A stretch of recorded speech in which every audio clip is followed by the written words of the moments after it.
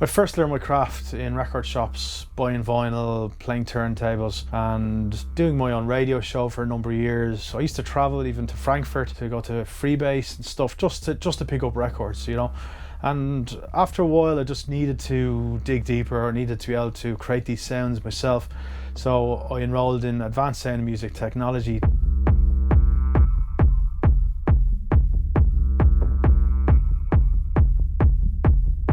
After that I was kept on as house engineer at Temple Lane Studios and also the sister studio, Hybrasil Studios in the Midlands of Ireland. At that time I used to mix all my tracks through an EVR Legend console. There was a guy that used to service that desk who one day came in when I was mixing a track and he showed me how to use that desk like an instrument, and that always stuck with me.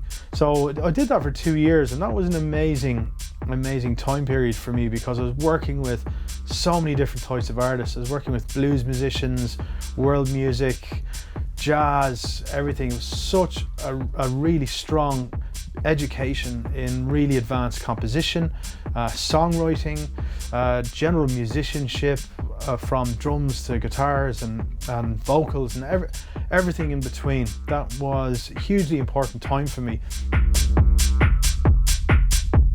My creative process has evolved over a number of years. What I do is I focus on the chorus. I write the chorus in, let's say, the clip view in Ableton Live. So I stay there and work with different elements, maybe work with the 909 for a while, get a good groove going, get a solid bass line underneath that and work on the hook for a while. And when I feel I have that thing, you know, that thing when you put the needle down on a record in a record shop and you go, yes, I'm going to buy that. I'm looking for that feeling within my own tracks, and once I have that, I tidy up the elements I'm working with, and that's when I move to the sequencing or the arrangement stage, which I do all live in Ableton Clip View, or maybe I'll do it live from the Octatrack. The rest of it actually flows quite well. Over the years I've worked as a mix engineer, sound engineer for so long, the finishing process is actually quite quick. But the key really is finding and developing that sound that you feel happy with.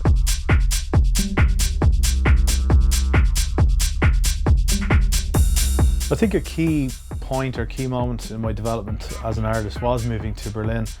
At that time I decided to throw myself into the city life, so I was spending as much time as I could at Hardwax, going to modular workshops at Schneidersladen, going to Panorama Bar, Burgoyne, and not long after I moved to Berlin I got signed to Records, and spending a lot more time with those DJs and artists, and of course working closely with Served, helping out on their live show and things, and just being around all these incredibly creative people had a massively influential effect on me.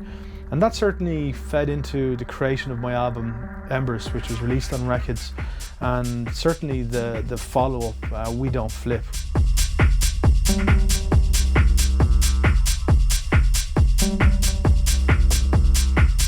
The nerve center of my studio and my live show is the Elektron Octatrack.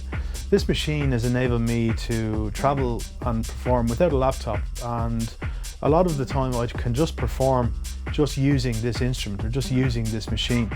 So what I do is, you know, I can load in loops and trigger other machines using the Octatrack and create a completely improvised live show, or I can, you know, have more longer stretches of audio, or I can even just DJ off the Octatrack. You know, it's an incredibly versatile machine. You can't really explain it until you actually try it. And I have to say, it's the most difficult thing I've ever learned.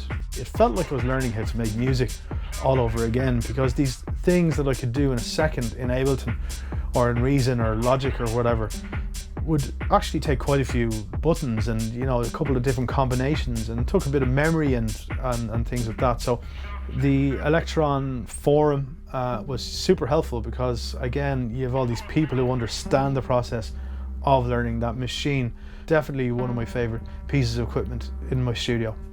I first picked up the Roland TR-909 back in 2016 for a show I was doing with Jeff Mills. It was one of these machines I always wish I bought, and when I did, it was kind of like learning turntables all over again. It was really fun to play. It was like playing all my old records. from the inside out, and it was just a really enjoyable machine to learn and get to know. There's a pitch modification on the hi-hat and also a pitch mod on the rim shot, which makes it kind of sound like an 808 rim shot. The guy who serviced it reckons it's one of the only modifications of its type out there, so be interesting to see if that's the case. Over the past year, I feel I've gotten a lot more dexterous with it. I feel a lot more comfortable performing with that machine just live, where I could have just a kick drum loop or maybe a synth loop coming off the Elektron sampler, and I could sequence the entire drum or rhythm section from the 909 live. So this has been a really interesting process. It's taken a while to learn it, but it's certainly something I've enjoyed. The Roland SH-09 is the older brother of the famous SH-101. It was released in the late 70s and has a totally unique sound and characteristic. I've been using it a lot recently in my live shows and also recording a lot on it and recording live sequences. What I've found with it, it's just such a unique tone, and even though it's from the late 70s, it's still a synthesizer of the future. The Korg Electroive ESX1 drum machine is the first piece of kit I ever bought. I picked it up in 2007 or 8 in a shop called Music Maker in Dublin. I still love the sound of it. The hi-hats and the kick drums are still super rich and they really poke through. Brilliant for live shows and live streams. But what really sells me about this drum machine is that it has tube valves on the outputs, so it has a very unique texture, and even running other synths through that as well gives it a lovely tone.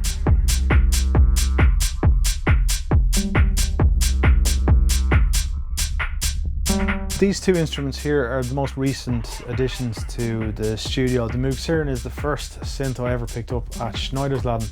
It was a limited edition run from Moog, so as soon as they announced it, I kind of fell in love with the machine and dashed straight away to pick it up. It's super versatile, it has a great bass tone and also those high, lush, drony kind of tones as well. And I used it, I'd say, on at least 3 if not 4 tracks on my Embers album. The Korg MS-20 is the most recent addition to my studio, something that's been on my list for a long time. I had used it a lot in a friend's studio. I think they've done a great job reissuing the synthesizer. It has a great sound and I've really enjoyed using it. Behind me here is the Elektor Formant Modular synthesizer. This is from the 1970s. I picked it up from an industrial punk band in Dublin. It's from Netherlands or Germany, I believe. It's totally unique, totally eccentric, completely wild and unpredictable. Working your way up the scale on the keyboard, and the note above gives you a pitch that's an octave below. It does crazy stuff like this. Very interesting. The tones are unpredictable. The textures you get out of it are totally unique, and the low end, I think, is the best sounding sub I've heard on any instrument so far. It's a really rare machine. There isn't many of them around, and I think it's one of the best finds or synthesizer finds I've ever discovered.